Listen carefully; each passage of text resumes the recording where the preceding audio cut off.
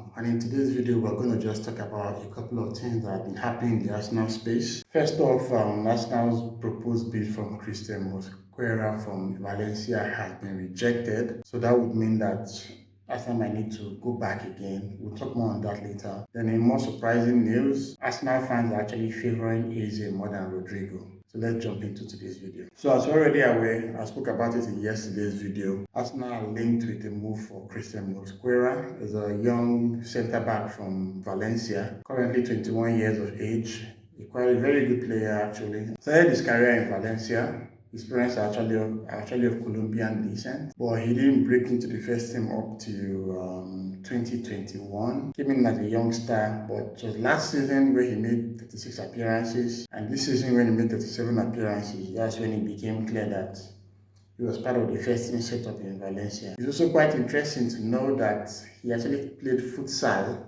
first and played as a winger, but when he transitioned to football, he decided to become a defender, and those futsal skills will come into play because he has excellent close control and some other very beautiful stats. If you look at his latest defensive metric when comparing him with legends like Saliba and Gabriel. I'm just looking at my notes here. He has 0.95 progressive carries compared to Saliba, who has 0.47, and Gabriel, who has 0.38. So you can see that he's more confident with the ball at his feet, and when he receives the ball from his goalie, he actually carries the ball further up the pitch before releasing the pass. And of course, he also has a pass completion rate of 90.5%. Gabriel had 90.2%, while Saliba, who is an impeccable passer of the ball, had 94.3%. Then he had a higher tackle success rates than both Saliba and Gabriel. They are both on 75%, while he was on 77.5%. But when you think of the fact that Valencia is not a big side anymore in quotes, more on the defensive side in most of the games they play,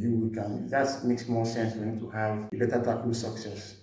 And of course, aerial duels, okay, that's where the Arsenal players kind of dwarf him. Even though he's a tall lad, aerial duels won with 44.6% compared to Saliba, who had 62.9%, and Gabriel, who had 58.9%. So you can see there that this guy is someone that can actually come and do a very decent job at the club. In yesterday's video, I kind of spoke a bit of how he would add very good depth to the right-hand side of defense. He's currently a right-footed player, but he actually plays centre-back for Valencia. He can also play right-back for Valencia. I think there was a stint when they played him as a left-back when they had an injury crisis. So this is a player that is as versatile as Tomiyasu, who will become our next Swiss Army knife. And of course, he also is ever-present. He played 37 games for Valencia this season and played 35 games last season. Imagine a youngster playing that large amount of football. So it's clear that this is someone that is very fit and can actually come into play, when we want to rest Saliba in those Carabao Cup or FA Cup games. He might actually feature in the league, who knows? But right now, as it stands, Arsenal is serious about him to the point where they even placed a bid of around 17 million euros, but it was rejected by Valencia. So this clearly means that Arsenal will have to go back to the drawing board to make another bid for him. He's 21 years old, has a long time ahead of him in his footballing years, and I'm sure that he can actually do a decent job if he eventually gets that move to Arsenal. I'm sure the fans are looking forward to seeing him in the team as well, because he will add some much needed depth at the back. If you clearly recall, in 22-23 season, when Saliba got injured, Arsenal started to challenge the road heavily. Unfortunately, Rob Holding was brought into the team, and alongside Gabriel, it was a recipe for disaster. It all started in the 2-2 draw with Liverpool at Anfield. Then there was the 2-2 draw with West Ham. Then the shameful 3-3 draw with Southampton, before it culminated in a 4-1 loss to Manchester City at the Etihad. And Arsenal started to challenge, went down the drains. If you remember clearly, as April, Arsenal were 8 points ahead of Man City. They were more focused on the Champions League at that point in time, but unfortunately, Arsenal's title challenge was horrible that year. Going into the last season, Saliba was kind of an ever-present, but of course we lost Gabriel. But thankfully, Kivior stepped up and did very well. I mean, most folks didn't really trust Kivior that much, but when he came on for Gabriel, in the handful of games that he played, he was excellent. That is the word to use. He was actually excellent in the games he played for Arsenal. And the fans were very grateful of his service, even to the point now where he's heavily linked with a move to AC Milan and Juventus. He actually came in from Spezia, And it's clear that, someone like Kivio can do a decent job for us anytime he's someone. But in the games when we wanted to rest Saliba or Gabriel, we didn't have that luxury because Kivio was the only other centre back they could use. So bringing in a player like Mosquera will be very good because he and Kivio can now create a new partnership, which is a left-footed player with a right-footed player. And of course, they will play a couple of games together. I'm guessing the Carabao Cup, I'm guessing the FA Cup, and some dead over Champions League games. And as I don't wish any injuries on anyone, at least Arsenal will have more confidence in the right level of depth they are about to get. So I would expect Arsenal to go back to the drawing board to make another bid for Mosquera. I'm guessing maybe 20 million euros can probably get him, but Valencia don't have as much power as the team they do. Mosquera has only 1 year left on his contract, which means that they can have the Thomas Partey situation where they would choose to play hardball with the Mosquera bids and he would just stay in the club for one more season and come to Arsenal on a free transfer. We don't always have to allow Juventus and Real Madrid to do the free transfer. They can take ours. Remember, so Campbell, that was one of the best defenders ever, and we got him on the free transfer. So if the club makes that bid again for Mosquera and Valencia choose to reject it, the potential exists for Arsenal to talk with Mosquera personally and just tell him, hey, if you wait for 12 months, we'll get you on the free. And he can be like, yeah, sure. Of course, you have more wages at Arsenal. The quality of the football compared to Valencia is a whole lot different. So it's something I'm sure that he'll be looking forward to. So we'll just keep our fingers crossed on that and just see how it pans out. Mosquera is a great player that is in the making. And under the right tutelage, he can become a star. Of course, now let's not talk about the second part of today's video, which is the most interesting one. Arsenal is linked to the move for Eberechi Eze. I spoke about that in yesterday's video and the reactions have been very, very interesting, especially the Arsenal fan base. So, prior to getting linked with Eze, Arsenal fans were looking forward to having Rodrygo, right? He was going to be like the next best thing. Obviously, better than Martinelli, better than Trossard, but it's quite questionable, in all honesty. I know I like Rodrygo, I'm also a fan of Rodrygo, but if you place his numbers next to Martinelli's, they are not that far off.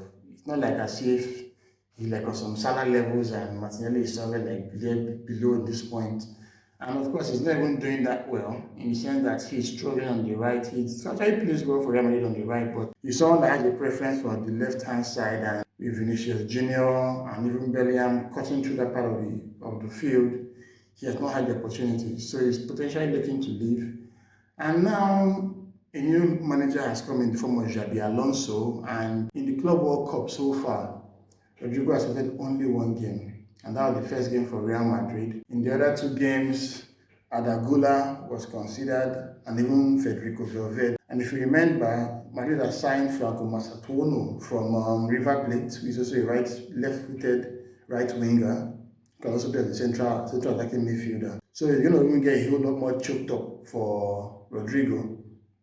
And if Alonso decides to try his Bayer Leverkusen formation where he used 3 defenders and uses wing backs, someone like Valverde can actually do a decent job on the right, further stifling the chances of Rodrygo. So there's a potential for Rodrygo to leave the club, but here comes Eze. Now, in Eze, Arsenal fans would see a player that they have watched regularly in the Premier League, a player that is very outstanding, who is beautiful with the ball at his feet, massive technician, and he has the output to match as well. In his days with Crystal Palace, he has done so well on a consistent basis. He's also a penalty taker for them, and he was very instrumental in their FA Cup win last season, scoring the only goal in the final match against Manchester City.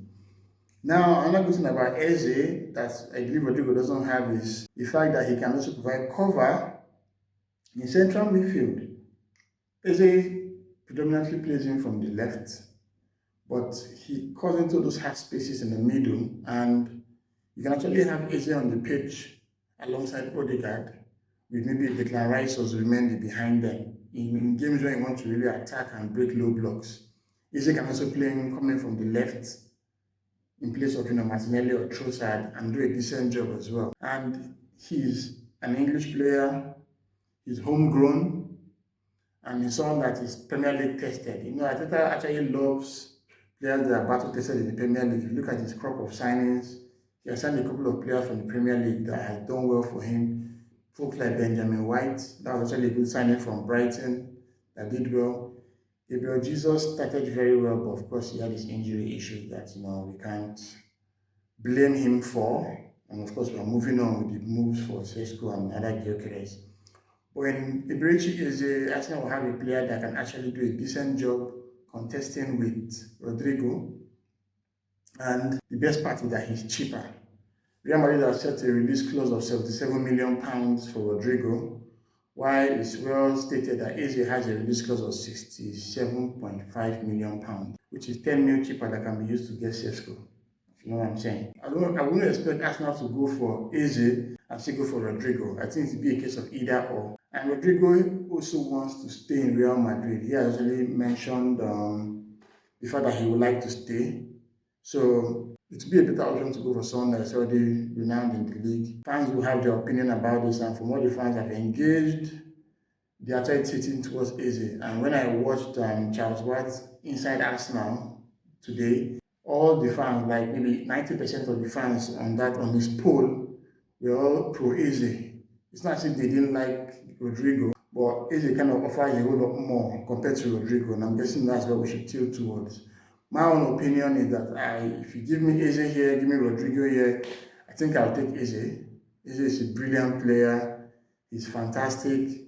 He can play free kicks. He's very good in penalties. He's good in set pieces, corners. He has a brilliant shot. He's a very good technician. He's very creative. He's like the full package, actually. So if you can get all that for £67.5 million, and who's already staying in London because he's in Crystal Palace, so it will be a perfect move. So that brings me to the end of today's video. Thanks for listening. Let me know what you think about Eze ahead of Rodrygo, and your thoughts on Mosquera as well. Please do leave a like and subscribe, and I'll see you in the next video.